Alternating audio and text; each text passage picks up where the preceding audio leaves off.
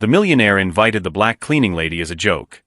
She arrived like a diva and everyone was in absolute shock when they found out who she really was. The main hall of the Blackwood mansion in Beverly Hills exploded with malicious laughter when Victoria Sterling descended the marble staircase wearing a dress that cost more than the annual salary of most of the people present. It wasn't laughter of admiration, it was pure, cruel mockery. "Look who decided to show up," Richard Blackwood whispered to his guests, raising his glass of Dom Perignon champagne. "Our dear cleaning lady." Victoria Thames was 35 years old and never imagined she would one day step foot in that ballroom as a guest, even if it was a joke.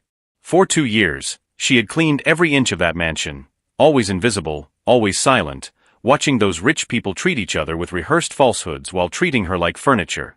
The invitation had arrived 3 days earlier, delivered with a cruel smile she knew all too well. "Charity gala on Saturday," Richard said, handing her the gold envelope. "Dress code, maximum elegance. You surely have something suitable in your wardrobe, don't you?" The laughter of his friends echoed through the hallway. It was an obvious trap, an attempt to humiliate her publicly, to put her in her place in front of California high society.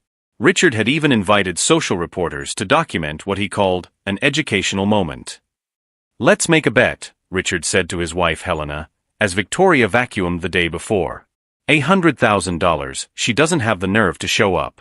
And if she does, she'll be the entertainment for the evening. Helena laughed maliciously. "You're terrible, Richard. The poor thing will probably show up in something borrowed and feel so out of place that she'll leave within 15 minutes. But Richard Blackwood didn't know two fundamental things about Victoria Thames. First, she had grown up in halls like that, long before she had to clean them to survive. Second, some storms don't destroy, they just teach you how to dance in the rain. As she walked through the hall under the mocking glances, Victoria kept her posture straight and her gaze serene, like someone carrying secrets that could turn that world upside down.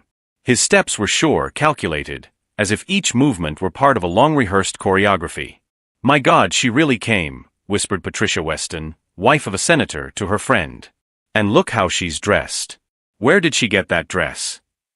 "She probably rented it and will pay for it in 10 installments, replied Vivian Chambers, daughter of an oil magnate, trying to disguise her own insecurity with cruelty. How pathetic. What none of those people knew was that Victoria hadn't bought, borrowed, or rented that dress. She had simply gone back into her own past to retrieve it, a past that Richard would have done anything to erase if he had known it existed. Richard approached her, his chest puffed out with arrogance, surrounded by his billionaire friends. His confidence was sky-high. After all, he had orchestrated this as a public display of power and social control. "Victoria! What a pleasant surprise. I never doubted you'd come. After all, when a person like you receives an invitation to an event like this." "A person like me," Victoria repeated, her calm voice cutting through the air like sharp silk. "Go on, Richard. Finish your sentence." For a microscopic moment, something in her tone made Richard hesitate. There was a firmness there that didn't match the submissive woman he knew from the halls of the mansion. But arrogance quickly took over again. "Well, you know, someone who doesn't normally frequent this kind of environment. You must be feeling quite intimidated by all this elegance." Victoria smiled, not a submissive or nervous smile, but something dangerously serene that made some nearby guests stop laughing instinctively. "Intimidated?" she repeated softly, her eyes meeting his with an intensity that made Richard take a step back without realizing it. "No, Richard. I'm feeling exactly where I've always belonged." The silence that followed lasted only a few seconds, but it was enough for the atmosphere of the party to change completely. There was something about the way Victoria spoke, the way she moved, the way she occupied the space, that defied all expectations those people had about who she should be. Richard cleared his throat, trying to regain control of the situation. "Well, I hope you enjoy the evening. I'm sure it will be educational for you." "Oh, I'm sure it will be educational for all of us," Victoria replied, her gaze slowly sweeping over the group of guests as if cataloging each face for future use. If you're enjoying this story of twists and justice, don't forget to subscribe to the channel, because what those privileged people didn't know was that Victoria Thames carried with her a secret so explosive that it would turn that night of planned humiliation into the greatest lesson on prejudice and underestimating people that Beverly Hills had ever witnessed. Richard was having more fun than he had imagined. Victoria hadn't run away in embarrassment as he had expected. She remained there, with that strangely confident posture that was beginning to bother him in an inexplicable way. "Everyone," Richard announced loudly, tapping a silver spoon against his crystal glass to get the attention of all the guests. "I'd like to introduce our special guest tonight, Victoria Thames, our dedicated cleaning lady." Laughter echoed through the hall like cruel waves. Cell phone flashes began to flash as socialites took photos to post on their social media accounts with sarcastic captions. "Richard," Helena murmured beside him, feigning concern, "don't you think you're being a little cruel?" "Cruel?" Richard laughed loudly. "I'm giving her the opportunity of a lifetime. When else would someone like her ever get the chance to attend an event like this?" Victoria stood motionless in the center of the room, all eyes fixed on her. But instead of the embarrassment they expected to see, there was something disconcerting about her expression, a serenity that seemed to come from someone who had weathered far worse storms. Patricia Weston approached with her group of friends, all wearing poisonous smiles. "Victoria dear, tell me, how long did it take you to choose that dress? It must have been so challenging to find something suitable." "Actually," Victoria replied with a calmness that made Patricia hesitate, "this dress has a very special history. It belonged to my mother." "Her mother?" Vivian Chambers laughed nasally. "And where did her mother get a dress like that? At some fancy thrift store?" Victoria smiled, but there was something dangerous in that smile. "My mother wore this dress the last time she was in a ballroom like this. That was 20 years ago, when she was still Victoria Thames Blackwood." The silence that followed was deafening. Some people stopped talking, realizing that something important was being said. Richard, who had been laughing with his close friends, turned slowly. "What did you say?" "Thames Blackwood," Victoria repeated, her voice cutting through the air like a sharp blade. "It's funny how some people choose to conveniently forget their own family history." Richard's face began to pale. Helena instinctively grabbed her husband's arm, sensing that something was terribly wrong. "You're delirious," Richard said, but his voice came out less firm than he intended. "I don't know what game you're playing, but—" "This isn't a game, Richard." Victoria took a step toward him, and several guests instinctively backed away. "It's history. Our history. The history you tried to erase when you decided it was more convenient to pretend that certain people in our family never existed." The cell phone cameras continued to record, but now for a completely different reason. Whispers began to spread through the room like wildfire. Helena pulled Richard by the arm. "What is she talking about?" "She's lying," Richard replied, but his hands were shaking slightly. "She's a deranged employee trying to get attention." Victoria reached into her small purse and pulled out an object that made several guests gasp. It was a ring, not just any ring, but the traditional Blackwood family engagement ring, engraved with a family crest and featuring the distinctive blue sapphire that had been passed down for generations. "This ring," Victoria said, holding it up for all to see, "was given to my mother by her father, Henry Blackwood. My grandfather. The man you told your children died without an heir." Richard was now visibly shaken. "Where did you get this? How dare you steal?" "Steal?" Victoria laughed, but there was no humor in the sound. "Richard, you can't steal something that is rightfully yours by birthright."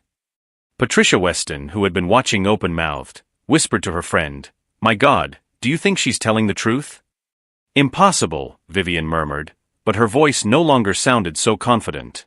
"Richard would have told us if he had a cousin." Victoria heard the whisper and turned to them. "Cousin? No, dear. I'm not Richard's cousin." She paused dramatically, looking directly at Richard. "I'm his half-sister." The room exploded in murmurs and muffled exclamations. Richard looked as if he had been struck by lightning. "This is ridiculous," he shouted, but his voice cracked. "My father would never. You're making this up." "Henry Blackwood had an affair with my mother, Isabella Thames, for 5 years," Victoria continued relentlessly. "She was the family's piano teacher. When she found out she was pregnant with me, your father promised to take care of us. And he kept his promise, until he died." Helena now had one hand over her mouth, staring between Victoria and Richard as if watching a car crash in slow motion. "You," Victoria said, pointing directly at Richard, "decided it would be easier to pretend we never existed. You cut off our allowance, sold the house your father bought for my mother, and left us in absolute poverty." I had no obligation to. Richard began, but Victoria interrupted him. You had no obligation to take care of your father's family? Interesting philosophy, considering you inherited 100% of a fortune that should have been divided between us. The weight of Victoria's words was slowly sinking into the minds of the guests. Several began to move away from Richard, as if physical proximity could contaminate them with the scandal. Prove it, Richard said desperately. Anyone can make up a story and come up with a ring. Victoria smiled again, and this time there was something predatory in her expression. Oh, Richard. Do you really think I came here without proof? She took her phone and motioned to someone near the entrance. They can come in now. Each new humiliation of Richard only fueled something inside Victoria that he couldn't understand, a silent force that grew in direct proportion to the injustice he tried to impose. What those privileged people didn't know was that every act of contempt was writing her own sentence, and Victoria Thames had spent 20 years learning exactly how to collect every penny of a debt that transcended money. 3 people entered the hall at that moment that would change the lives of everyone present forever. The first was Diane Morrison, Beverly Hills' most respected investigative journalist. The second was David Chun, an attorney specializing in inheritance law. The third made Richard Blackwood stagger as if he had been punched in the stomach. Dr. Hamilton? Helena murmured, recognizing the family's private physician. What are you doing here? Dr. Hamilton, who had treated Henry Blackwood during the last years of his life, walked to the center of the room. His hands were shaking, but his voice was steady. 20 years ago, I was forced to sign a falsified death certificate. Henry Blackwood did not die of natural causes. He was slowly poisoned with arsenic over a period of months. The hall erupted in muffled cries. Diane Morrison raised her hand. Please keep your phones away. This is an official confession being recorded for legal purposes. Richard was visibly desperate, sweating. You're crazy, Hamilton. My father died of heart problems. Your father found out about the money you'd been embezzling from the company for years, Dr. Hamilton continued relentlessly. He had changed his will to include Victoria and was about to report you to the police when he began showing strange symptoms. Victoria remained silent, tears of relief in her eyes. Finally, after 20 years, someone was telling the truth. David Chun opened his briefcase and took out an official document. This blood sample was tested last week by an independent laboratory. The arsenic levels were fatal. You're making this up. Richard shouted, but his voice was completely uncontrolled. It's a conspiracy to ruin me. Diane Morrison stepped forward. Mr. Blackwood, I have transcripts of 5 conversations you had with Dr. Hamilton between 2003 and 2004, where you threatened to ruin him professionally. Victoria finally spoke, her voice cutting through the chaos like a knife. Richard, you didn't just kill our father. You stole 20 years of my life. I didn't kill anyone. Richard pointed his finger in all directions. You're all lying. Then explain this, said Victoria, connecting her phone to the mansion's sound system. A recording began to play. Richard's voice was unmistakable. Hamilton, you're going to keep your mouth shut about anything strange you found in the old man's blood. If you open your mouth, I guarantee you'll never work as a doctor again. And as for that woman and her bastard daughter, they'll have to fend for themselves. The silence that followed was absolute. Even the people who had defended Richard now shunned him as if he were radioactive. Helena stared at her husband in horror. Richard, you really did this? 20 years. Victoria screamed, her composure breaking momentarily. 20 years of cleaning my own father's blood off the hands of his killer. Victoria took a deep breath and regained her deadly calm. You want to know how I got all this evidence? I didn't come to work here by accident. I applied specifically for this position. I spent 2 years preparing, gaining access to the house, collecting evidence. Richard tried one last desperate gambit. Even if all that is true, it doesn't change anything. The inheritance was distributed years ago. David Chun smiled for the first time. Actually, Mr. Blackwood, when there is evidence of murder, all assets can be redistributed according to the original will. And we have a copy of Henry Blackwood's actual will. Victoria approached Richard, who was leaning against the wall like a cornered animal. Do you know what my biggest mistake was, Richard? It was believing that you would change on your own. Please, Richard whispered. All arrogance evaporated. Helena, the children. This will destroy our family. You destroyed our family the moment you chose money over justice. Richard collapsed into an armchair, completely defeated. His transformation from arrogant millionaire to exposed criminal had taken less than 2 hours. Victoria looked at Richard one last time. He was broken, but that was only the beginning.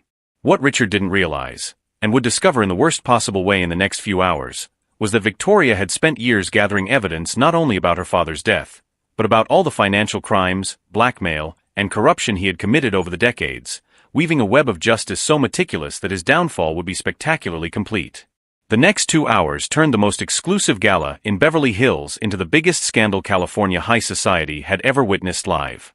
Richard was now sitting on the floor of the ballroom, his back against the wall, watching his entire life unravel in real time. Diane Morrison had connected her laptop to the mansion's projection system, and documents, photos, and recordings appeared on the giant screen for all the guests to see. This is a bank transfer of $200,000 from Richard Blackwood's personal account to Dr. Hamilton, dated 3 days after Henry Blackwood's death, Diane narrated as the image appeared on the screen. The memo on the transfer reads, "Silence is golden." Helena was now on the other side of the room, as far away from her husband as possible, crying silently as she processed 20 years of lies. And this, Diane continued, is a recording of Richard talking to his accountant about how to hide the company's embezzlement. Richard's voice echoed through the room. "I need you to make the numbers dance. If anyone finds out I've taken out $20 million over the last 5 years, I'm ruined. Blame it on market fluctuations, expansion costs, whatever." Patricia Weston whispered to her friend, "My God, he stole from his own company?" Victoria remained in the center of the room, calm as the eye of a hurricane, watching each revelation systematically destroy the life of the man who had murdered her father. David Chun approached with a new folder. "Mr. Blackwood, in addition to the criminal charges, I must inform you that Miss Thames is filing a $50 million civil suit against you for wrongful death and misappropriation of inheritance." $50 million? Richard looked up with glazed eyes. "I don't have $50 million. "No," Victoria said softly, "but your company is worth $120 million. And half of her has always been mine by right." Diane Morrison continued the devastating presentation. "We also have evidence that Richard blackmailed at least 5 local politicians, bribed 3 judges, and diverted charity funds to personal accounts." Each new revelation drew gasps of horror from the guests. People who had arrived as Richard's friends now moved away as if he were radioactive. "Victoria," Richard said in a broken voice, "please, you got what you wanted. Stop this." Victoria stepped forward and knelt in front of him, looking directly into his eyes. "Richard, you killed our father. You stole my family, my inheritance, my dignity. You made me clean his blood off your hands for 2 years." "I can make it up to you," he whispered desperately. "There is no making up for 20 years of injustice," Victoria replied with haunting calm. "But there are consequences." Helena's phone rang. It was one of their children, calling from college. "Mom, is everything okay? Are they saying on the internet that Dad is a murderer?" Helena looked at Richard with utter disgust. "His own children are finding out what kind of monster you are on social media." Richard tried to stand, but his legs gave way. "Helena, please, the children." "No." Helena screamed, silencing the entire room. "You don't mention our children. You've shamed them forever." Dr. Hamilton approached Victoria. "Miss Thames, I must inform you that I have already contacted the police. Richard will be arrested later today." "For murder?" Victoria asked. "Murder, fraud, blackmail, tax evasion. He will spend the rest of his life in prison." Victoria turned to the guests, who watched her with a mixture of admiration and terror. "I want everyone to understand one thing. I didn't do this for revenge. I did this for justice. For all the people who have been trampled on by men like Richard Blackwood." Patricia Weston approached hesitantly. "Victoria. We're so sorry. We didn't know." "You knew I was treated like a subhuman," Victoria replied firmly. "You laughed. You participated. The only difference is that now you know I have more money than you." The sound of sirens began to echo from outside. The police had arrived. Richard looked at Victoria one last time. "You've destroyed my life." "No," Victoria said, standing up with all her dignity. "You destroyed your own life the moment you chose evil. I just made sure the truth came out." As the police officers entered to arrest Richard, Victoria walked out onto the balcony. Outside, dozens of reporters were waiting. TV cameras, photographers, journalists. The story had already spread. Helena approached her on the balcony. "Victoria, I really didn't know anything." "I know," Victoria said gently. "You were also a victim of his. What's going to happen now?" Victoria looked out at the city sparkling below. "Now, Helena, justice will finally be served. And maybe Beverly Hills will learn that class has nothing to do with a bank account." As Richard was led away in handcuffs by the police, passing through the same hall where he had tried to humiliate her hours earlier, Victoria felt something she hadn't felt in 20 years: peace. What Richard would discover in the next few hours in jail was that Victoria had planned every detail not only of his downfall, but also of the complete rebuilding of her own life, and that the Blackwood Empire now had a new heir who would make sure to use that power to protect exactly the kind of people he used to trample on. 6 months later, Victoria Thames Blackwood sat in Richard's former office, now completely renovated. The walls that once displayed trophies of arrogance now displayed certificates from social projects and photos of employees promoted from entry-level positions to executive positions. Richard had been sentenced to 25 years in prison without the possibility of parole. The charges included murder, corporate fraud, blackmail, and tax evasion. His personal fortune was completely confiscated to cover compensation to the victims. Victoria was just one of many people he had harmed over the years. "Miss Thames Blackwood," said Amanda, her new executive assistant, who had previously worked as a cleaner in the building, "Forbes magazine is here for the interview about the company's transformation." Victoria smiled. In 6 months, she had increased the company's profits by 40% simply by treating employees like human beings. Fair wages, promotions based on actual merit, and a respectful work environment had created a level of productivity that Richard had never achieved with his toxic leadership. Helena had divorced immediately and moved out of state with her children. Before she left, she sought out Victoria to apologize in person. "You could have destroyed us completely, but you chose to protect my children. I will never forget your generosity." "Children don't pay for their parents' sins," Victoria had replied. "They deserve the chance to be better people than he was." Dr. Hamilton now worked as a medical consultant for the company, offering free care to all employees.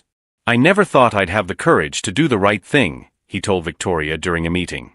"You taught me that it's never too late to find our dignity." Patricia Weston and Vivian Chambers had tried to reach out to Victoria in the weeks following the scandal, but she kept them at a polite distance. "You laughed at me when you saw me as inferior. Now you want my friendship because you found out about my bank account. That says everything about you." Victoria's story had gone viral worldwide. She received invitations to speak at universities about leadership and social justice, but she preferred to focus on the real work. "I don't want to be famous for suffering," she explained in a rare interview. "I want to be known for what I built afterward." The company now sponsored scholarships for employees' children, a microcredit program for entrepreneurs in underserved communities, and had created the largest domestic violence support fund in California. On a quiet afternoon, Victoria received a letter from prison. It was from Richard. "Victoria, I know I don't deserve forgiveness, but I need you to know, you taught me that the person I became was a monster. I spend every day trying to understand how I turned into someone capable of killing his own father for money. His children asked about you on their last visit. They want to meet the aunt who protected the family when their father failed." Victoria kept the letter without replying. Forgiveness was a personal journey, but justice had already been served. During the interview with Forbes, the journalist asked, "Some people say your revenge was too cruel. What do you say to that?" "Revenge would have been to do to him what he did to me," Victoria replied calmly. "Justice is ensuring that he pays for the crimes he committed and that other people don't suffer what I suffered. There's a fundamental difference between the two." "And what advice would you give to people facing similar injustices?" Victoria looked out the window, watching employees having lunch in the company garden that now offered them respect and dignity. "The best revenge is not to destroy those who have hurt you. It is to build something so great that the injustice you suffered becomes only the first chapter in a story of triumph. That night, Victoria returned home, no longer to the small apartment where she had nurtured her dreams of justice, but to a comfortable house where she had adopted 2 orphan children who, like her, needed a second chance at life. As she helped the girls with their homework, she thought of the father she had never really known, but whose blood ran through her veins. Henry Blackwood would be proud to see that his daughter not only recovered what was stolen from her, but turned a company built on exploitation into a symbol of opportunity and dignity. Victoria's real victory wasn't dethroning Richard. It was proving that when you build power based on justice rather than fear, that power multiplies and benefits everyone around you. Richard tried to humiliate a cleaning lady and ended up discovering that he had underestimated an heiress. More importantly, he discovered that dignity cannot be bought, inherited, or stolen. It is earned through the choices we make when no one is looking. If this story of justice touched your heart, subscribe to the channel for more stories that prove that good always wins when you have the right strategy, and that sometimes, the most dangerous person in the room is the one everyone has chosen to ignore.